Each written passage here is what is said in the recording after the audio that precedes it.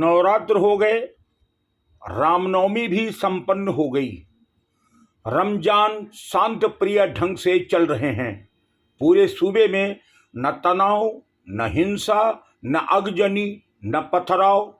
जानते हो क्यों? क्योंकि उत्तर प्रदेश में बाबा का बुलडोजर गरज रहा है।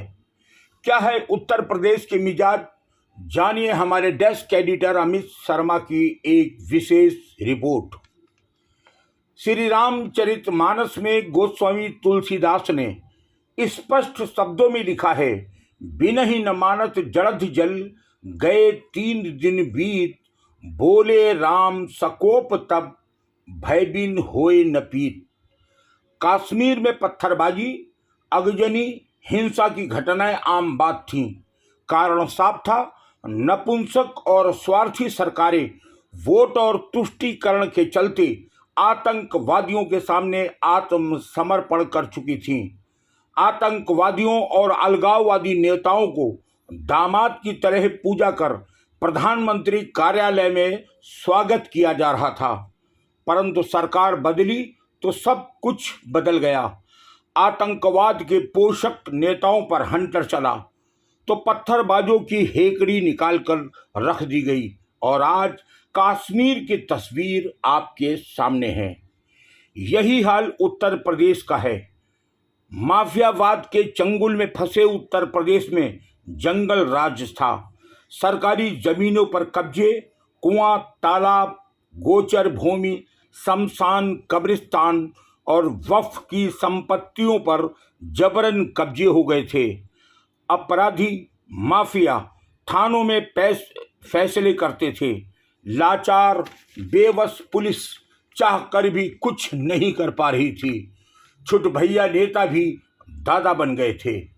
सबसे खास बात यह थी कि जिस तरह तुष्टीकरण और वोट की गंदी राजनीति के चलते आतंकवादी और अलगाववादियों की पनय स्थली उत्तर प्रदेश बनता चला जा रहा था। पूरी तरह ध्वस्त हो चुकी थी कानून व्यवस्था। आज सूबे की जनता ने जब निजाम बदला तो सत्ता बाबा योगी आदित्यनाथ के हाथ आ गई। अपराधियों के हौसले बुलंद थे और कानूनी प्रक्रिया इतनी जटिल और लंबी थी कि अपराधियों को सजा तक नहीं मिल पा रही थी। सो नया कानून बना, फौरी न्याय शुरू हुआ। दंगा करने वालों को चिन्हित कर उनकी फोटो सार्वजनिक की गई और तुरंत दंगे में हुए नुकसान की भरपाई दंगाइयों की संपत्ति बेचकर की जाने लगी। अवैध जबरन और सरकारी भूमि पर हुए नाजायज कब्जों पर बुलडोजर गरजने लगा। महत्वपूर्ण बात यह थी कि बुलडोजर का कहर माफिया अतीक अहमद, मुख्तार अंसारी और समाजवादी पार्टी के नेता आजम खां जैसे लोगों पर शुरुआत हुई, जिन्हें छूना तो दूर, जिनका नाम लेते लोग कांपने लगते थे।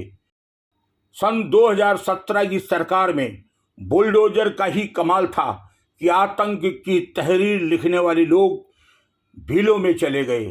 साथ महिला सुरक्षा और सख्त कानून व्यवस्था से जंगल राज का माया जाल पूरी तरह तोड़ दिया गया और सन 2022 में सत्ता एक बार फिर बाबा के हाथों सौंप दी गई।